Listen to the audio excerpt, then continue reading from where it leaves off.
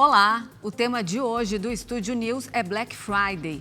E para conversar com a gente, nós recebemos o Luiz Orsatti Filho, diretor executivo do Procon de São Paulo, e o Alberto Guerra, professor e especialista em Black Friday e pró-reitor da Unimetrocamp. Sejam muito bem-vindos, é um prazer recebê-los. Oi, Renata, muito bom estar aqui, esclarecer dúvidas dos consumidores. A Black Friday surgiu nos Estados Unidos há algumas décadas. Virou uma data importante para o comércio e até hoje é um marco que dá o pontapé inicial nas compras natalinas. No Brasil, foi utilizada pela primeira vez em 2010 como uma forma de estratégia de vendas. Pouco tempo depois, os lojistas notaram que o faturamento realmente aumentava nessa época. E desde então, a data é bastante aguardada, tanto para quem vende quanto para quem compra. Luiz, nos conte mais aí sobre a origem desse dia e por que ele acabou se espalhando globalmente. Renata, há várias teorias, né? Mas a mais aceita é a que decorre da década de 60, lá nos Estados Unidos. A última quinta-feira do mês de novembro é o Dia de Ação de Graças. E é um feriado muito importante norte-americano. Então, comerciantes, enfim, especialmente da Filadélfia, tiveram uma ideia de, enfim, se nós fazermos vendas de produtos com preço mais abaixo, seria um bom período para a gente ter uma circular bens, fazer uma economia, afinal de contas, dezembro já é o Natal. E assim foi feito na década de 60, isso se estabilizou e então, logo após a Ação de Graças, a última quinta-feira do mês de novembro, se instituiu a Black Friday. Por que Black Friday? Porque justamente foi um período importante em que o comércio saía do vermelho. Prejuízos era anotado em vermelho, claro, e saindo do prejuízo anotado em preto, e isso se instituiu e ultrapassou os limites só dos Estados Unidos, passando aqui também para o Brasil, instituído mais ou menos lá pelo ano de 2000, 2010. E isso tem gerado, então, grande comoção entre os consumidores e fornecedores, agitando o comércio, enfim, ativando a economia, o que é muito importante. Muito interessante essa história. Agora, que tipo de orientação você dá aos consumidores para que eles possam realmente aproveitar os descontos de forma segura e consciente, Alberto? Oi, Renato. Eu só queria complementar um pouquinho o que o Luiz colocou sobre a história da Black Friday.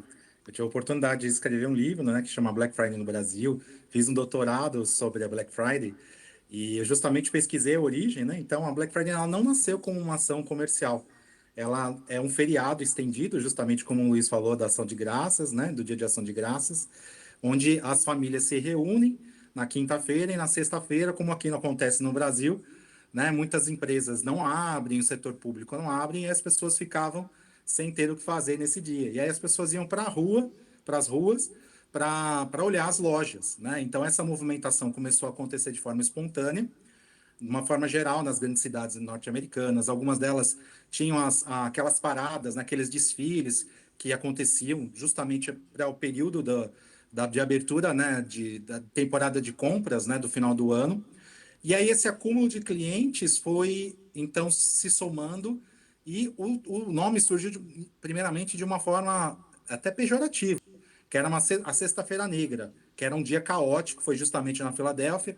Os policiais da Filadélfia não puderam tirar férias, tirar folga naquele dia, né? E então todo mundo tinha que ir trabalhar para cuidar do trânsito, das pessoas e de caos que ficavam.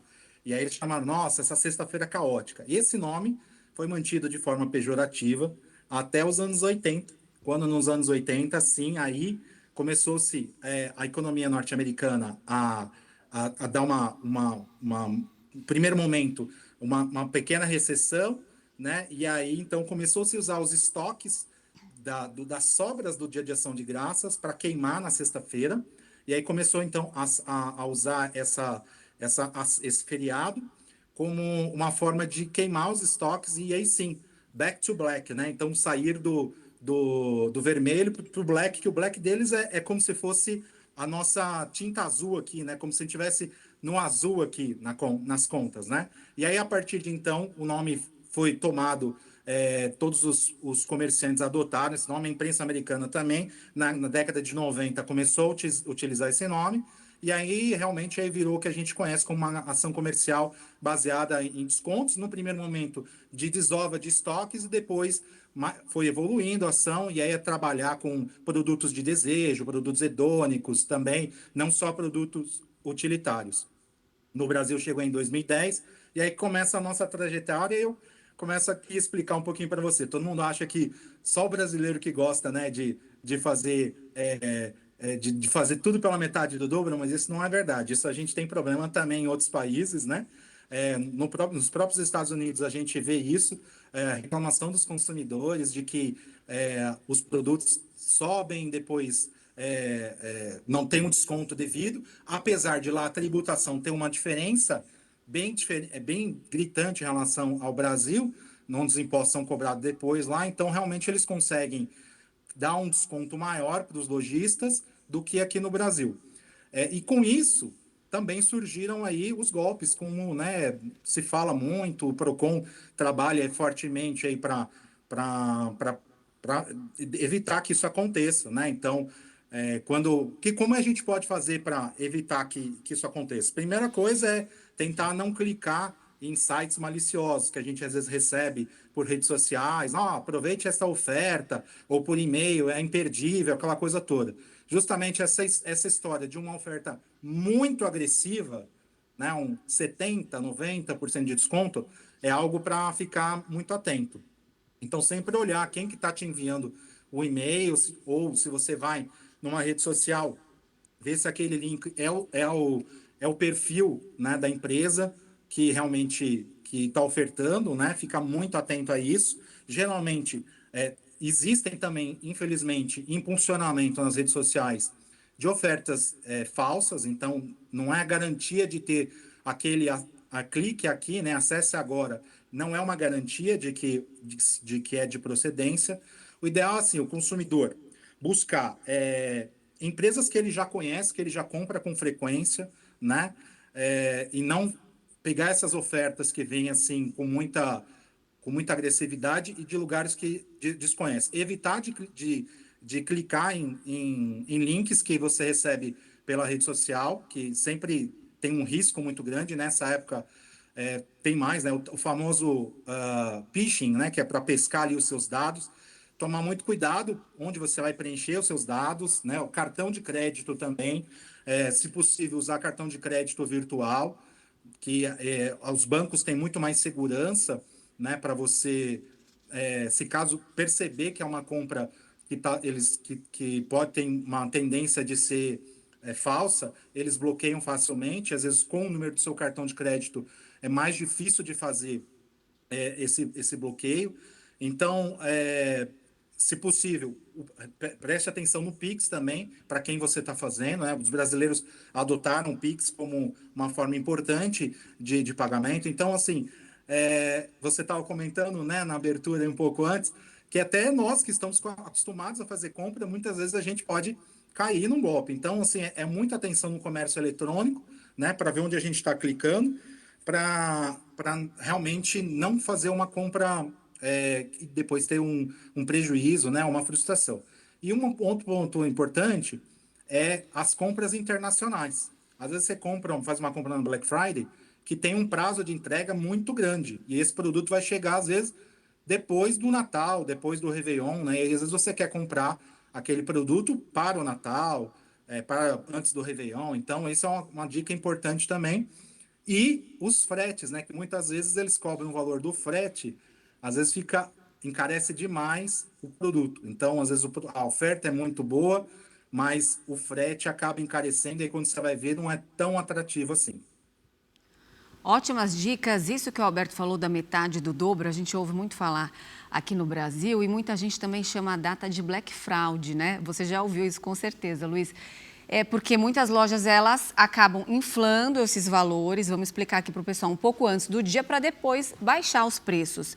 Quais são os sinais claros de maquiagem de descontos que o consumidor deve observar? O Procon consegue monitorar essa variação?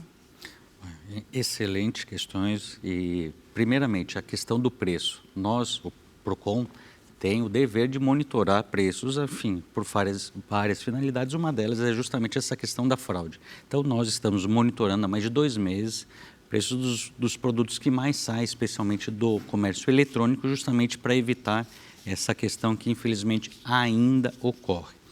Por isso que é muito importante o consumidor, enfim, que queira fazer sua compra, ele focar um produto ou sua lista de produtos e ele também monitorar o preço desse produto ao longo do tempo. A Black Friday não é apenas mais um dia, ela se tornou o mês todo de novembro. Inúmeras lojas têm feito suas ofertas, suas promoções, e justamente para atrair esse cliente. E uma questão principal é a questão do preço, que eventualmente pode abaixar decorrente de uma elevação anterior. E se nós identificarmos essa prática, uma prática abusiva, essa loja ela pode ser multada, entre outras sanções, pelo Código de Defesa do Consumidor. Por isso que o consumidor deve prestar muita atenção com relação, claro, ao preço, além de outras questões. O fornecedor, o site, ver a reputação daquela loja, entrar no site do Procon, pesquisar sobre a loja, enfim, o consumidor ele é o senhor da razão neste momento. Então, ele que decide, não pode, enfim, entrar em qualquer tipo de demandas ou ofertas que a questão do preço muito milagroso, a questão de ofertas que desaparecem, tem um tempo muito rápido, enfim. O consumidor deve ter muita cautela e não se afobar. Mas sim, o Procon tem atuado fortemente monitorando preços a fim de evitar essa questão do preço abusivo ou preço fraudulento. A edição deste ano da Black Friday deve movimentar 15 bilhões de reais. Eu quero perguntar para o Alberto quais as principais tendências aí de comportamento do consumidor, local de compra, quais são os produtos mais procurados, uma média que o brasileiro aí costuma gastar.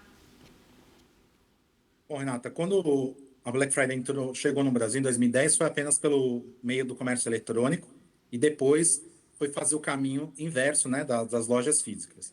Foram as lojas físicas que trouxeram a credibilidade, vamos dizer assim, para que os consumidores começassem a entender melhor, já que essa data não faz parte do nosso calendário, não tem nada a ver com a nossa história, né? E até mesmo os lojistas, num primeiro momento, tinham um pouco de resistência de oferecer descontos, porque eles achavam que prejudicavam as vendas de Natal.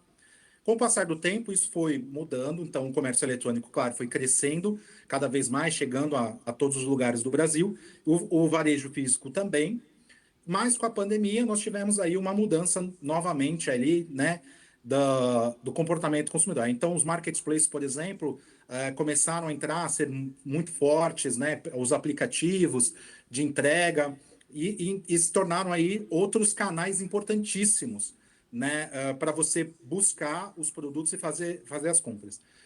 Tivemos também as live que quando com várias empresas, por exemplo, fazem alugam um canal de televisão a cabo ou um canal do YouTube e fazem uma transmissão com live via streaming, né? De ofertas de produto. Então é uma forma de entretenimento, né? Misturado com compra. Então tudo isso foi mudando aquilo que a gente conhecia de Black Friday, né? Do que veio, do que foi importado dos Estados Unidos. Nos Estados Unidos, basicamente, era um dia muito forte do varejo físico, onde as pessoas iam realmente, aquelas filas que a gente via, aquela loucura que as pessoas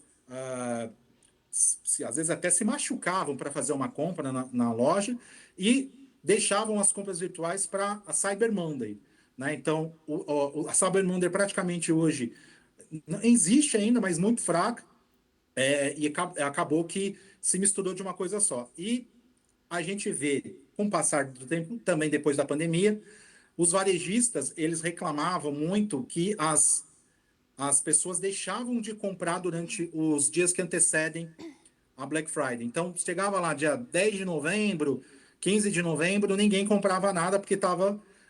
Ninguém não, mas poucas pessoas, né? Havia uma queda muito brusca de faturamento. E então começou-se a fazer a Black Friday antecipada. O Brasil começou a fazer isso, e nos Estados Unidos a gente também vê isso, Early Black Friday, né? Então você tem esse episódio da Black Friday ser estendida ao longo do mês todo. Mas os 3 dias, né, que é a sexta, sábado e domingo, ou a quinta-feira, muitas vezes, muitas lojas na quinta-feira, são os dias de maior percentual de desconto. Então, essas antecipações de oferta, elas são para sanar uma questão de fluxo dos varejistas e muitas vezes do próprio consumidor que tem a necessidade de fazer uma compra e que não pode esperar. Ah, minha torradeira quebrou, meu micro-ondas deu um problema. Eu não vou esperar até o dia 28 de novembro para fazer essa compra, né? Vou dar uma pesquisada, né? Já que tem a Black Friday antecipada, vou ver se tem alguma que realmente está ofertando um desconto aí que vale a pena. E aí, então as pessoas começaram a comprar mais. Então hoje a gente tem um fluxo de vendas melhor durante o mês de novembro todo, mais distribuído, mas ainda com grande concentração nos 4 dias, né? Na quinta, sexta, sábado e domingo. E o que o consumidor compra? Ele compra tanto produtos hedônicos como produtos utilitários. O que seriam isso, né? Então, na minha tese de doutorado, eu pude constatar isso, o comportamento do consumidor. Aparentemente, as pessoas se dizem racionais para fazer essas compras, né? Ah, eu vou comprar um produto com um desconto, né, agressivo, que seriam, em tese, os utilitários. O que seriam os produtos utilitários? Aquilo que a gente usa no nosso dia a dia. Ah, o sabão em pó que eu vou comprar, a fralda que eu vou comprar, a bebida, né, a carne. Esse a gente tem um preço de referência, a gente sabe quanto a gente paga, a gente vai no mercado, a gente compra na internet, a gente percebe um desconto real, né? E os produtos de sonho. Então, quero comprar um aparelho celular, quero comprar um computador, quero comprar uma cafeteira, um aspirador robô, né? Quero fazer uma viagem. Enfim, esses são os produtos que nós chamamos de hedônico, onde as pessoas, então, têm o desejo de comprar, né, para satisfazer outras questões psicológicas, né, sociais. Então, você tem as duas vertentes na Black Friday. E quando você faz uma compra na Black Friday, existe uma coisa interessante que o consumidor ele sente prazer em fazer uma compra inteligente. O que é uma compra inteligente? Né? Você, Renata, com certeza gosta de comprar sapatos, né? E aí você vai numa loja e vê aqueles sapatos que você gosta, com um desconto que você acha atrativo, e você vai lá, nossa, fiz um ótimo negócio, comprei ali um sapato maravilhoso que eu desejo, que eu desejava, que eu gosto, que combina com tal roupa que eu tenho em casa. E aí você fica satisfeita de ter feito uma compra de um produto que você sabe que tem um preço maior e que você fez uma boa compra. Isso, a princípio, parece ser racional, mas é totalmente emocional, porque você acha que está economizando, você de fato está economizando dinheiro, mas não necessariamente você precisaria comprar aquele sapato. Ou não, talvez realmente precisasse para combinar com aquela roupa, né? Então, nós, consumidores, levamos, né, por esse lado, né? Então, a psicologia do consumidor é dessa forma. E também as pessoas fazem compras para conhecer produtos novos, para se divertir, né? Para passear no shopping, passear no centro, é, conhecer coisas novas. A Black Friday ela é democrática, ela ajuda as pessoas a provar produtos que elas nunca tinham provados. Então, de repente, você tem um desejo, né, de comprar ali uma cafeteira, um vinho que é mais caro, uma bolsa. Só que aquele ticket é um ticket que você não alcança, você não consegue comprar. Com a Black Friday, com a queda do preço, você é inserido naquele novo mercado. Então, para o consumidor é uma oportunidade de conhecer novos produtos e para o varejista é uma oportunidade de trazer novos clientes, né? Que vai, então, poder ser trabalhado ali, aquele cliente. Então, bom, e a gente pode pensar em qualquer coisa, a gente pode pensar num procedimento estético, a gente pode pensar num plano de academia, num plano de corte de cabelo, anual que você vai fazer, num produto, num eletrodoméstico, numa viagem, enfim, qualquer coisa é passível de você fazer, né, uma compra na Black Friday e ter essa sensação de fazer uma compra inteligente. A gente observa que o mercado eletrônico tem subido todos os anos, né? Porque a capilaridade de entregas, as formas, né? Os marketplaces ajudam bastante nisso. Então, o que a gente vê dos números aí que a gente pesquisa, fala-se em torno de um ticket médio aí de R$ 800 no comércio eletrônico, é mais fácil de mensurar o comércio eletrônico, porque tem mais meios de fazer isso do que o comércio físico, né? Fala-se então de um ticket médio de R$ 800 que as pessoas vão gastar. Então, isso inclui as suas compras no supermercado, inclui os produtos que você vai comprar, um eletrônico que você vai comprar, os produtos para sua casa, produtos para o seu carro, uma viagem. Então, é isso. A gente tem aí um grande apanhado de coisas na qual os consumidores aí podem se divertir, né? Economizar até certo ponto, né? Tomando cuidado e fazer compras aí que se sintam de forma inteligente. O direito de arrependimento, Luiz, a gente sabe que as pessoas compram muito por impulso e depois se arrependem. Ele tem... Quanto tempo esse consumidor tem para se arrepender? 7 dias? Ele vale para qualquer compra na data? Como o PROCON orienta o consumidor sobre esse ponto? Eu já te emendo uma outra pergunta sobre qual é o limite da responsabilidade dos marketplaces por fraudes de vendedores terceiros. Como o consumidor deve proceder se cair em algum golpe por esse meio? Renata, a questão da informação que o consumidor deve ter sobre seus direitos, ela é fundamental e, de fato, há muita confusão o que é o direito de arrependimento, o direito de troca, defeito, etc.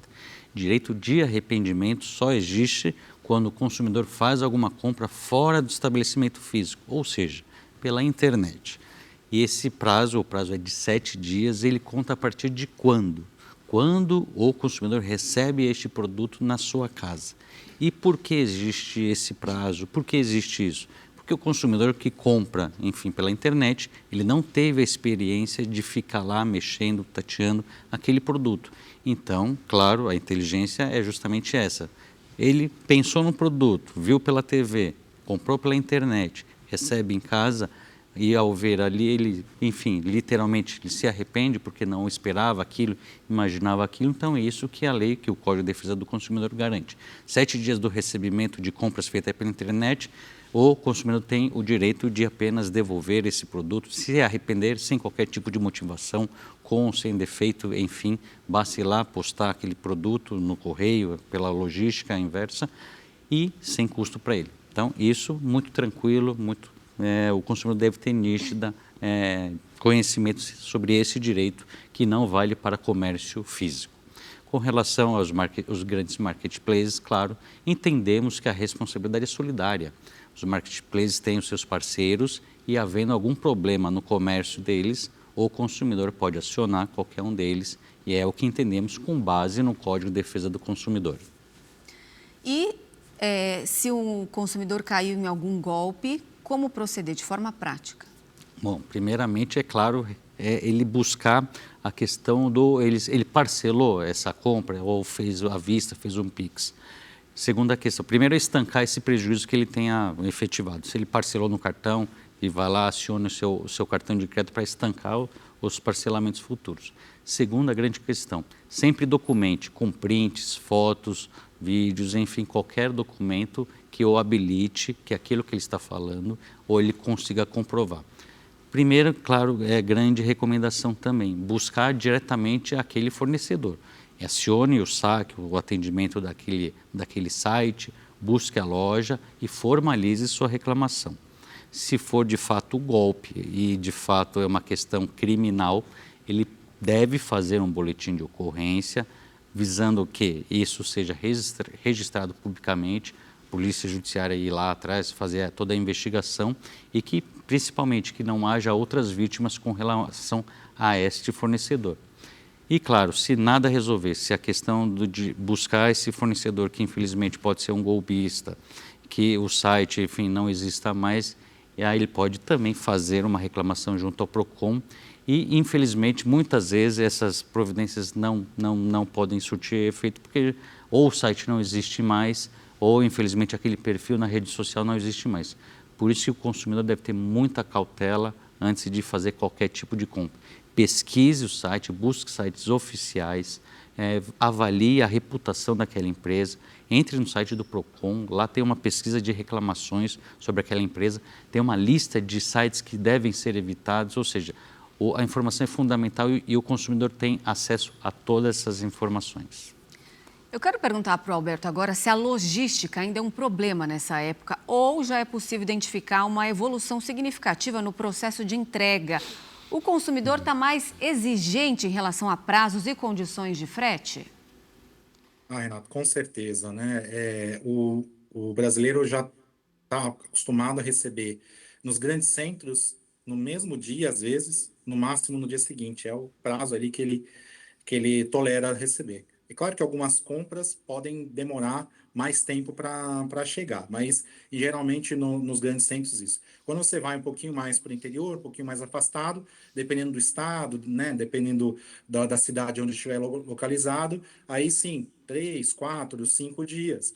Mas hoje a gente tem várias ferramentas que ajudam o lojista e o consumidor a fazer o acompanhamento. Então, por exemplo, a inteligência artificial tem sido aí um fator importante para ajudar os varejistas a monitorar isso, a monitorar estoque, para poder fazer uma venda assertiva para o seu consumidor e, ao mesmo tempo, ele dispõe com essas ferramentas para os consumidores dos chatbots, por exemplo, onde você vai pelas redes sociais, né, pelo WhatsApp, para acompanhar, né, ou por e-mail, como está a sua entrega. E você consegue acompanhar através da inteligência artificial, que suporta todo esse sistema, em que pé que está a sua entrega. Se já saiu do depósito, se está a caminho, se já chegou na cidade onde você mora.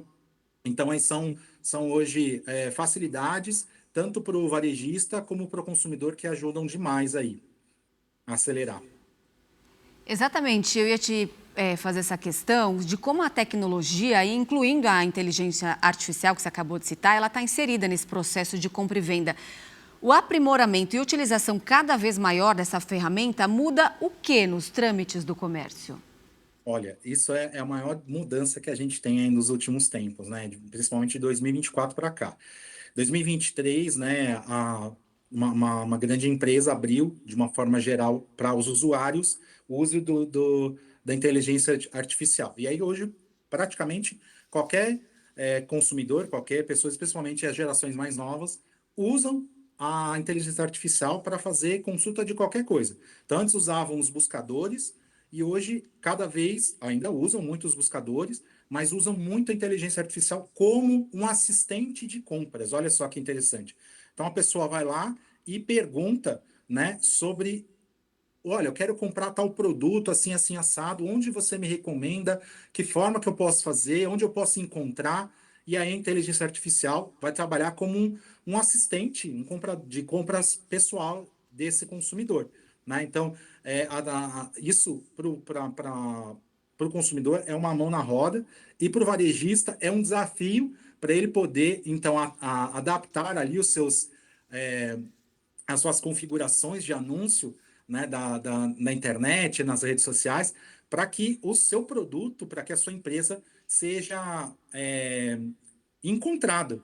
Além disso, a gente tem também provadores virtuais, né, com realidade aumentada, que ajudam muito, né, as pessoas a ver o caimento de uma roupa ou a ver um móvel, como vai ficar na sua sala, no seu banheiro, na sua cozinha, uma decoração, como vai ficar. Tudo isso é feito pela inteligência artificial. Então, esses produtos, por exemplo, fazer uma compra de um sofá, fazer a compra de uma decoração, de uma roupa, aqui alguns anos atrás seria assim algo pouco provável, né, de você fazer, porque, não, eu preciso tocar, preciso vestir, preciso ver como fica. Hoje, com a inteligência artificial, te traz aí um recurso muito, muito, muito bom. Além disso, também, né, os consumidores vão usar para comparar preços, ver históricos de preço, né, isso que o Luiz falou, né, da mudança dos preços, né, nos 60 dias aí. Então, tem sites que fazem isso, mas a inteligência artificial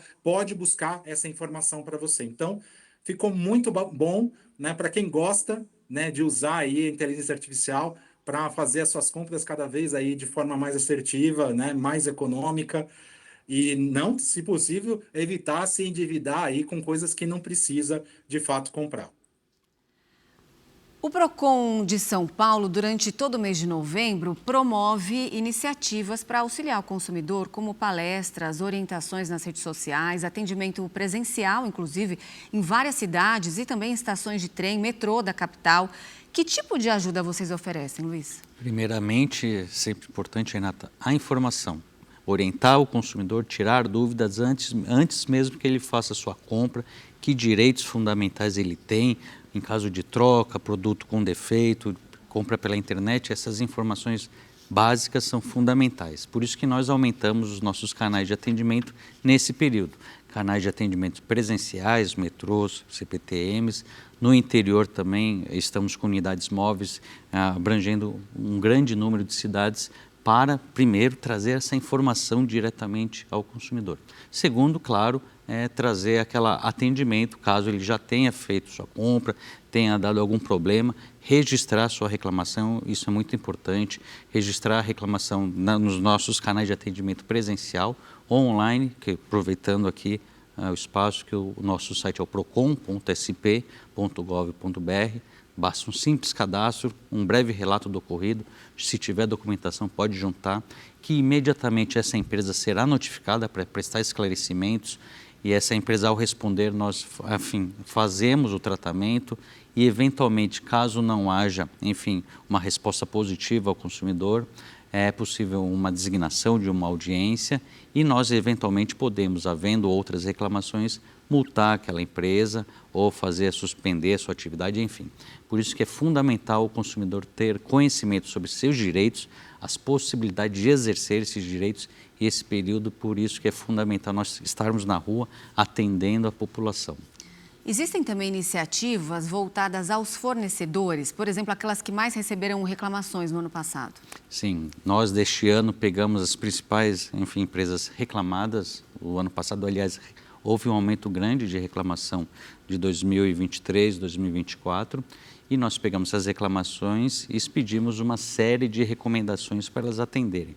As principais reclamações dos últimos 2 anos foram, claro, ou não entrega de produto que foi feita a compra, atraso nessas compras, o que acontece muito no comércio eletrônico. O consumidor vai lá, faz sua compra, fecha a compra, só que essa informação do fechamento da compra até o estoque é uma demora. Nem todos os fornecedores têm essa informação em tempo real. Então, infelizmente, acontece muito nesse período, alta procura de produtos, o consumidor fecha a sua compra, só que o fornecedor, quando ele vai checar o seu estoque, já não tem mais. E é um grande motivo e nós estamos trabalhando fortemente com os fornecedores para atuar nessa questão de logística, utilizando também inteligência artificial para melhorar essa comunicação com o seu estoque. Então, as principais reclamações é não entrega de produto, atraso de produtos, atraso de entrega de produtos diferente daquele que você solicitou e também cancelamento de compras que você efetivou. Tudo decorre especialmente essa questão desse link com seus estoques. Por isso que os fornecedores têm trabalhado, por isso que esse diálogo com o Procon é fundamental para melhorar justamente essa experiência, enfim, a vida do consumidor.